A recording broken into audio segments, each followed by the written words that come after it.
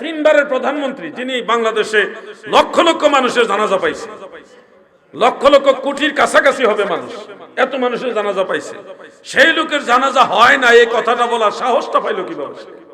কিন্তু জানাজার নামাজে সূরা ফাতিহা না পড়লে নামাজ হবে না, এই ধরনের কথা জাল হাদিসেও নাই। সেই ব্যাখ্যাগুলি না জেনে হুট করে একটা ফিতনা ছড়ায় দেওয়া, এগুলি লামাযহাবীদের কাজ। নতুন কথা না এগুলো আমাদের কাছে। অনেকে বলতেছে জানাজার নামাজে সূরা ফাতিহা পড়া লাগবে, নাইলে নামাজ হবে না।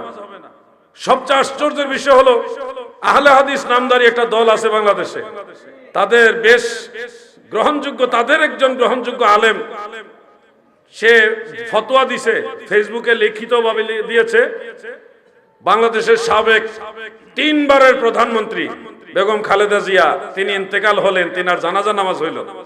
সেই জানাজার নামাজে বাইতুল মুকাররমের সম্মানিত খতিব সাহেব শেখুল হাদিস আব্দুল মালেক সাহেব তিনি জানাজা ইমামতি করছেন। এখন আহলে হাদিসের তারা বলতেছে কি যে জানাজার নামাজে সূরা ফাতিহা পড়ছে না কেন, এই জন্য জানাজা হইছে না, বেগম জিয়ার জানাজা হয় নাই। কি আজীব ব্যাপার! এটার জবাব আবার আমরা দিছি যে জানাজা হয়েছে। মূর্খ, তুমি জানো না জানাজার নামাজে সূরা ফাতিহা পড়া ফরজ নয়।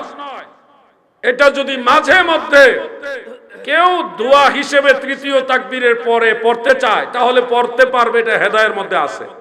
কিন্তু জানাজার নামাজে সূরা ফাতিহা না পড়লে নামাজ হবে না, এই ধরনের কথা জাল হাদিসেও নাই। হযরত ইবনে আব্বাস রাদিয়াল্লাহু আনহুমা জানাজার ভিতরে সূরা ফাতিহা পড়ে বলছে এটা সুন্নাহ মিনাস সুন্নাহ। তিরমিজি শরীফের মধ্যে আছে আও মিন তামামিস সুন্নাহ, সুন্নাতের পরিপূর্ণতা, সরাসরি সুন্নাহ না। তাহলে ইখতিলাফ চলে আসছে এখানে। আর অন্যান্য সাহাবীরা জানাজার নামাজের ব্যাখ্যা দিয়েছেন, বিশেষ করে শেরে খোদা মাওলা আলী রাদিয়াল্লাহু আনহু, নবীজির আপন চাচাতো ভাইও লাগে, আবার হযরতে ফাতেমাতুজ জাহরা রাদিয়াল্লাহু তাআলা আনহার স্বামী, আহলে বাইতে রাসূলের সদস্য, খোলাফায়ে রাশিদিনের সদস্য হযরতে আলী ইবনে আবি তালিব রাদিয়াল্লাহু আনহু, তিনি বলেছেন জানাজার নিয়ম হলো ইয়াবদাউ বিহামদিল্লাহি তাআলা সুম্মা ইউসাল্লি আলান নবী সুম্মা ইয়াকুল আল্লাহুম্মা ইগফিরলি আহইয়াইনা ওয়া আমওয়াতিনা ইলা আখিরিল হাদিস। তিনি একটা দোয়া পড়েছেন, আমরা পড়ি আল্লাহুম্মা ইগফিরলি হাইয়িনা ওয়া মাইয়িতিনা ওয়া শাহিদিনা ওয়া গায়বিনা। এটা ওই হাদিসে ওই দোয়াটা আছে। প্রথম তাকবীরের পরে ওই হাদিসে উল্লেখ, প্রথম তাকবীরের পরে হবে সানা, আল্লাহর প্রশংসা, সানা। দ্বিতীয় তাকবীরের পরে হবে নবীজির দুরূদ শরীফ।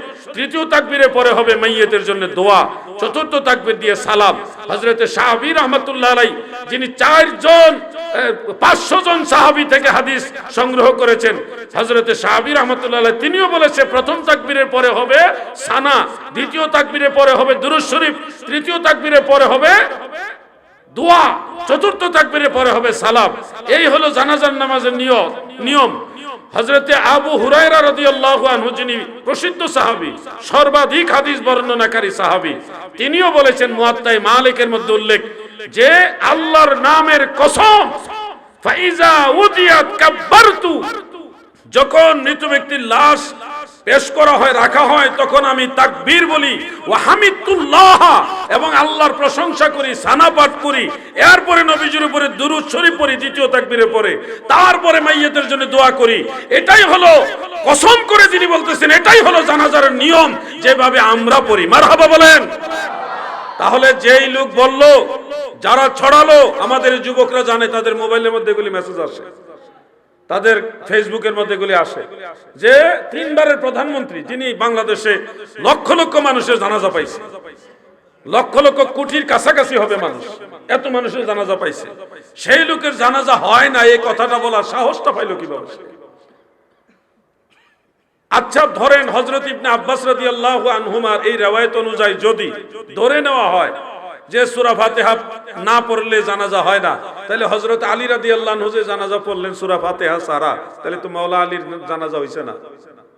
হযরত আবু হুরায়রা জানাজা হয় নাই, তাহলে এক সাহাবী ঠিক আর অন্যান্য সাহাবারা বেঠিক। নাউজুবিল্লাহ, এরকম হয় নাকি? সব সাহাবারাই ঠিক, প্রত্যেকের জায়গা থেকে আলাদা আলাদা ব্যাখ্যা আছে। সেই ব্যাখ্যাগুলি না জেনে হুট করে একটা ফিতনা ছড়ায় দেওয়া, এগুলি লামাযহাবীদের কাজ। যুবক ভাইরা সাবধান, লামাযহাবীরা এই জামানার ছোট দাজ্জাল, এদের থেকে যদি নিজেদেরকে বাঁচাইতে না পারো, না হলে তোমাদের ঈমানও নষ্ট করবে, আমলও ধ্বংস করে দেবে। ঠিক কিনা বলে?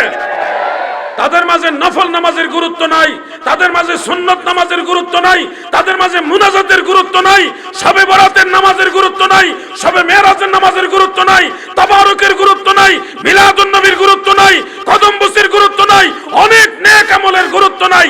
শুধু